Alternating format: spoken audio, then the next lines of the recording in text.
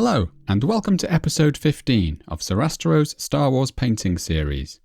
In this episode, we're going to paint Gideon Argus from Fantasy Flight's Star Wars Imperial Assault. Here are the main steps. We'll prepare and prime the miniature in the usual way. We'll then take the standard approach of providing neat, solid base colours, followed with a selection of shades to create some depth, and then the highlights.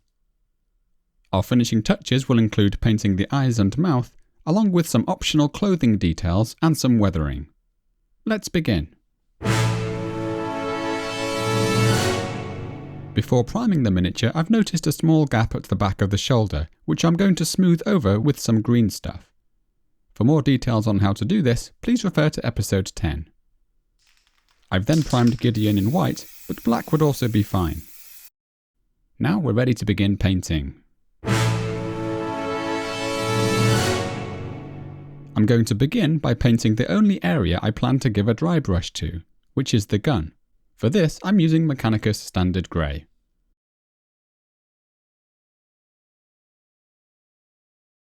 I will also paint the binoculars with this. I'm then going to add a little black to darken the grey and paint the boots.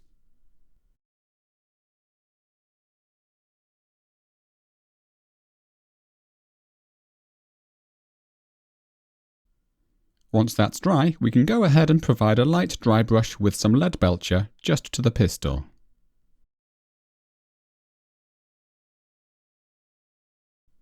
And now we can paint the remaining areas of the miniature using the following colours.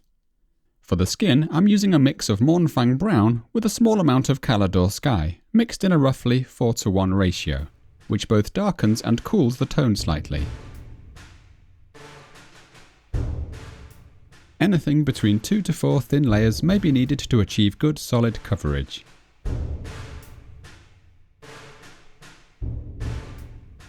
I'm then giving the beard a base coat of Ceramite White, mixed with just a hint of Daemonette Hide.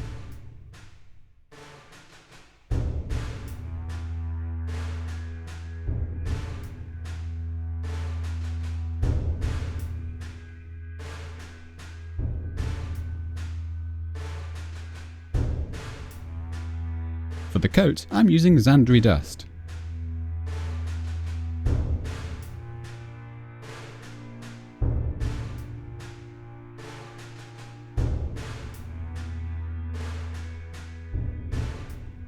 And for the upper portion of the coat, I'm using an equal mix of Rhinox Hide and Mournfang Brown.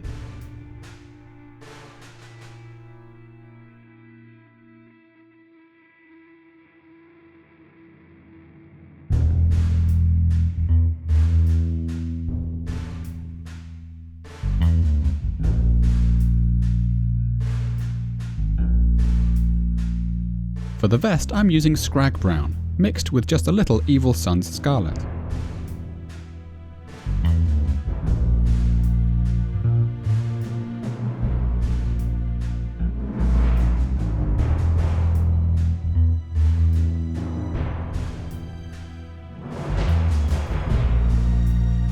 And for the trousers, I'm using XV88.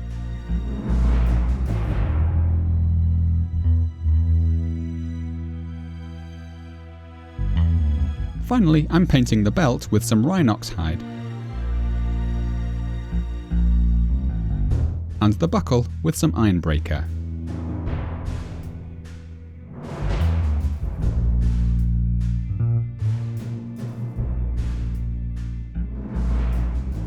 With that done, we're ready to do some shading.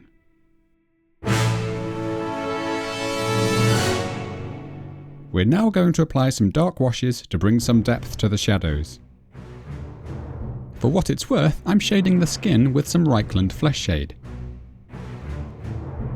The impact of this is minimal, however, since the tone is so dark to begin with.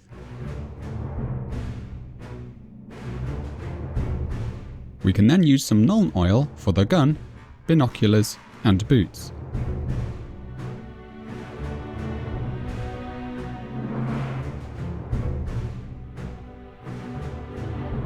You might like to add a second layer of this to achieve the desired level of darkness.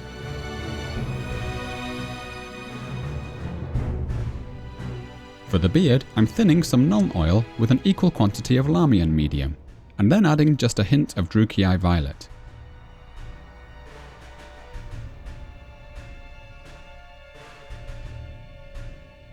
This can be built up in a couple of gentle layers to give the required level of depth in the recesses.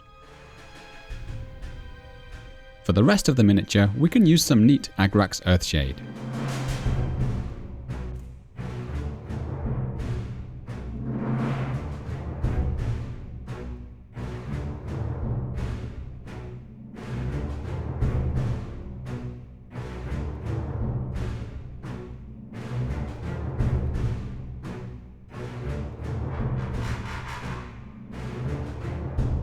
Once dry, we're ready to begin the highlights.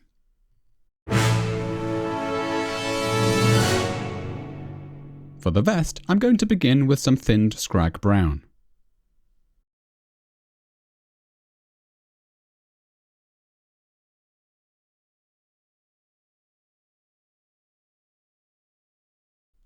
We can then brighten the tone slightly with a small amount of Fire Dragon Bright, and apply a second subtle highlight.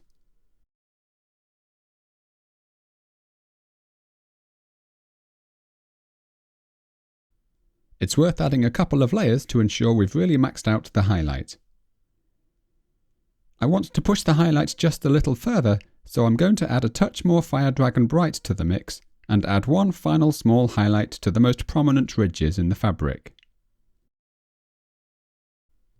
To highlight the coat, I'm using some Tallarn Sand, and covering most of the flat and raised areas. I'm not too fussy about the lower parts of the cloak, as I'll be adding a fair bit of weathering here later on.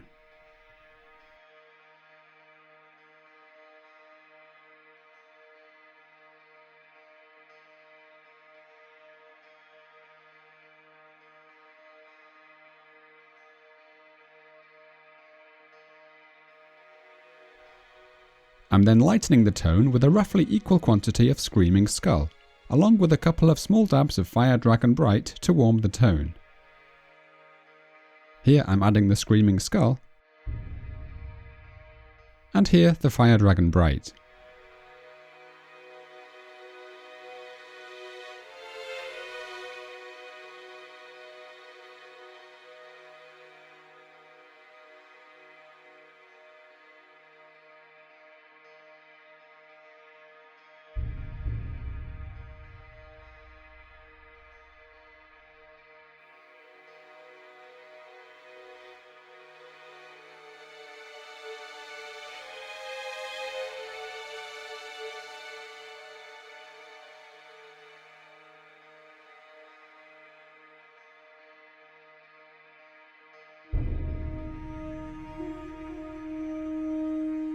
For the upper parts of the coat, I'm starting with a reapplication of our Rhinox Hide and Mournfang Brown mix.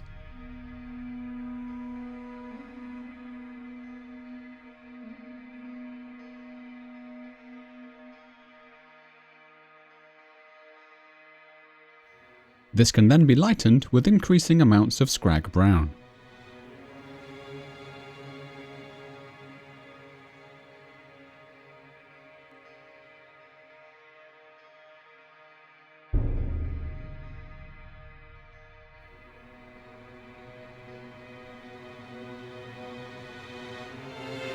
I'm then going to add 2 or 3 more layers with increasing amounts of Skrag Brown added to the mix.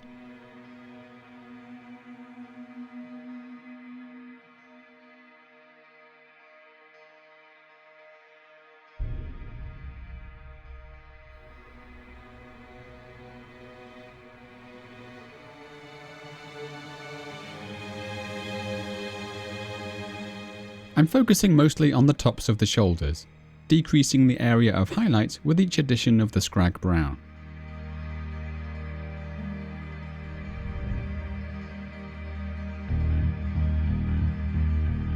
We can also hit the belt with this tone.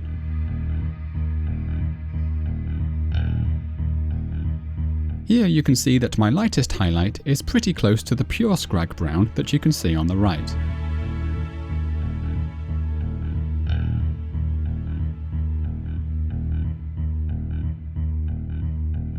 For the trousers, I'm using some thinned XV88, carefully building up the highlights in thin layers.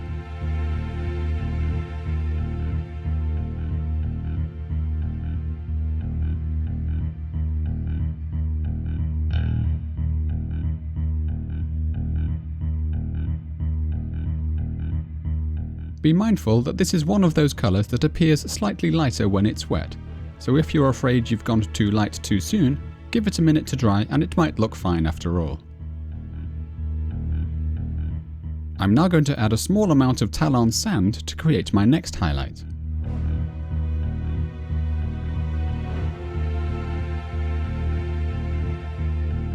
It's useful to remember that you will get a concentration of paint at the point your brush leaves the surface of the miniature, so it's worth trying to release your brush at the point you want to be lightest, in this case Gideon's right knee.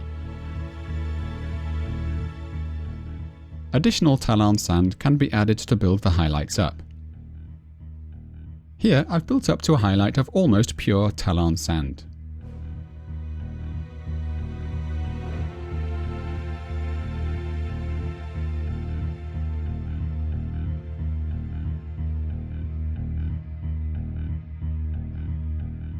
For the boots, I'm simply using some thinned Eshin Grey.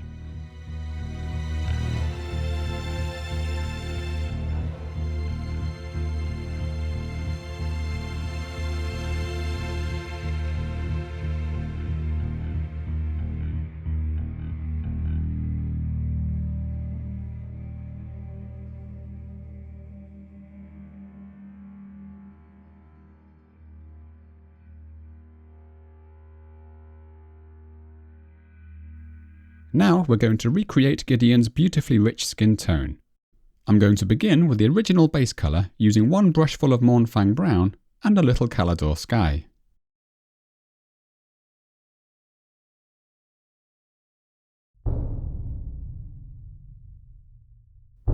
This will form my first layer, which will cover most of the skin except for the recessed details.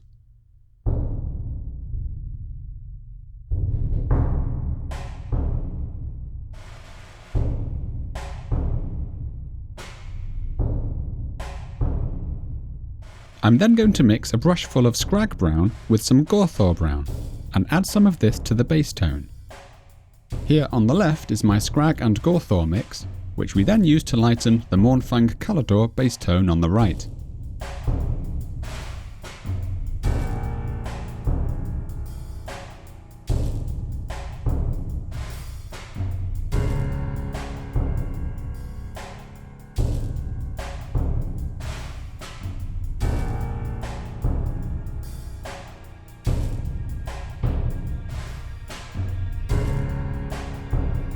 For the next highlight, we can then use the pure Skrag and Gorthor Brown mix.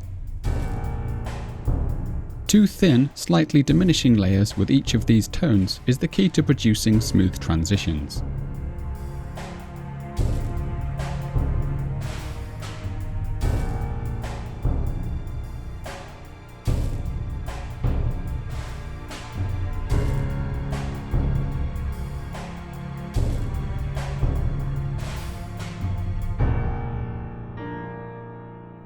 I'm then going to add some Cadian Fleshtone, although a smaller amount of something lighter like Kislev flesh would also be okay.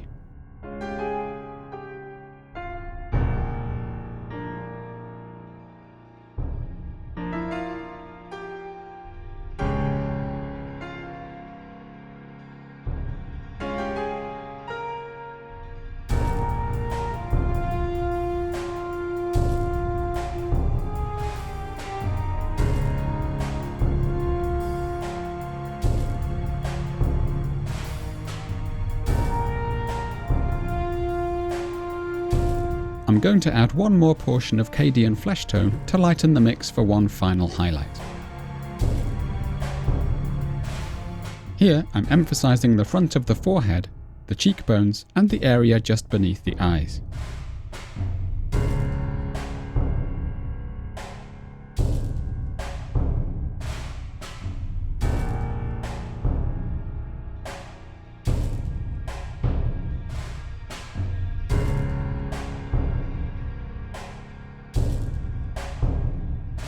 Finally, we're going to highlight the facial hair.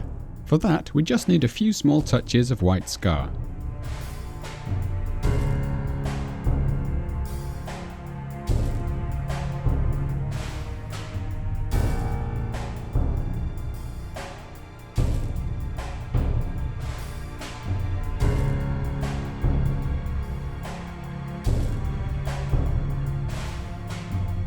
With the highlighting complete, we're ready for the finishing touches.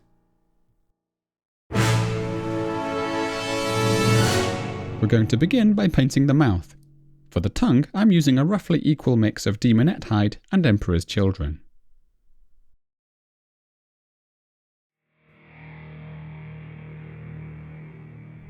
I'm then going to shade this with an equal mix of Druchii Violet and Agrax Earthshade.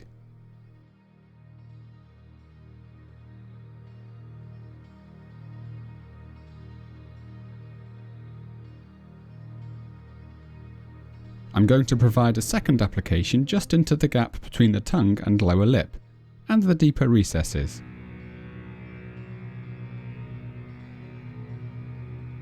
We can then finish the mouth off by picking out a few teeth using an off-white made by adding Screaming Skull to some Ceramite White.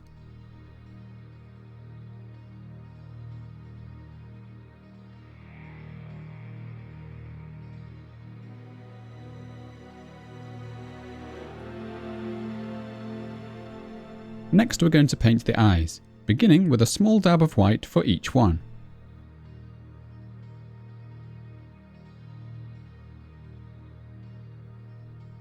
Some retouching of the surrounding areas using the original base skin tone may be needed to get the size right. I'm then mixing a dark grey using black and Mechanicus standard grey, and applying a tiny dab to form the iris and pupil.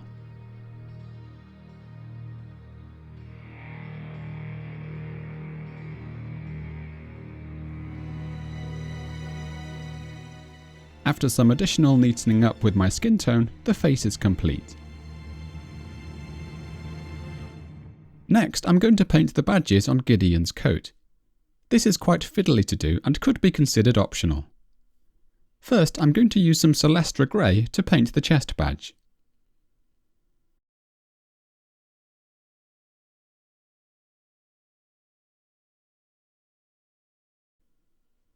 I'm then going to use the same off-black tone that I used for the eyes to paint on the circular patch we can see on Gideon's right arm.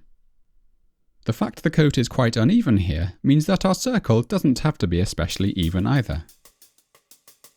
Next, I'm going to darken both patches down with some neat Nuln Oil.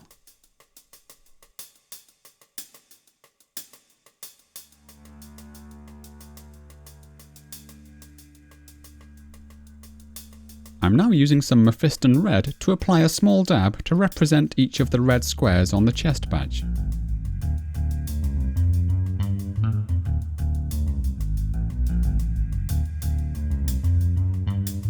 I'm also going to use this to paint the rebel symbol on the arm patch.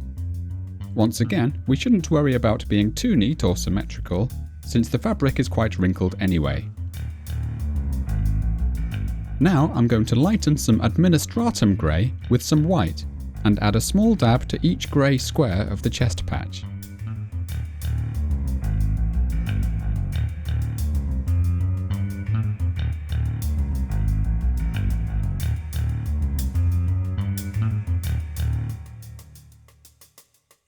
We can then take some Evil Sunz Scarlet and do the same for each of the red squares.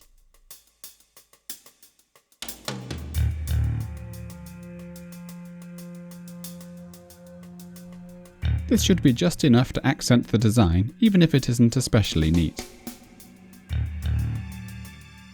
I would also strengthen the arm patch symbol with this scarlet. This might be a good place to stop if you're happy with the design. However, the card art shows a small ring of dots on the badge which we can approximate with some Celestra Grey. With such a fiddly job, it's best to be prepared to do some retouching with the dark grey if you do decide to attempt this.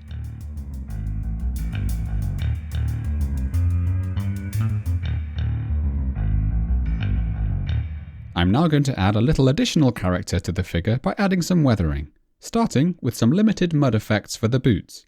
For that, I'm stippling on some Steel Legion Drab.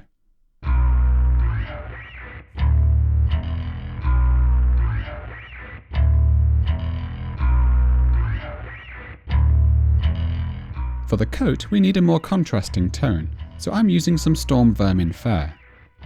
I'm applying this quite liberally to the lower portion of the coat. I'm then going to lighten the Stormvermin Fur with some Screaming Skull, and use this to add some highlights to the muddied areas.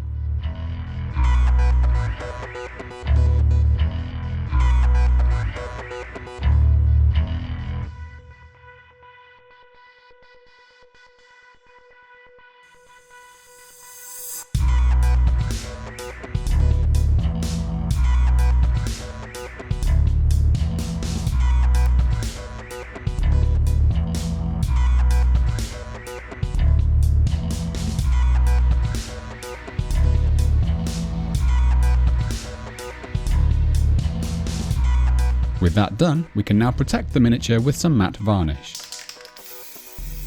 I've then decided to thin some gloss varnish with an equal quantity of water, and apply it to the top part of the coat, as well as to the boots.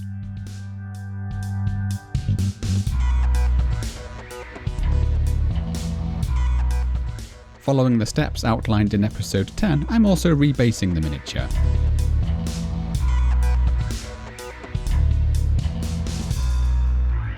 And Gideon Argus is now complete. Thank you for watching.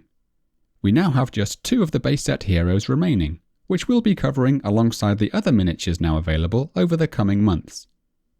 If you're enjoying the series, do please subscribe and consider becoming a patron. Thanks to the support I've already received, I'm well on the way to being able to double my output by swapping hours from my day job to produce these videos instead. Join me again soon, and as always, happy painting!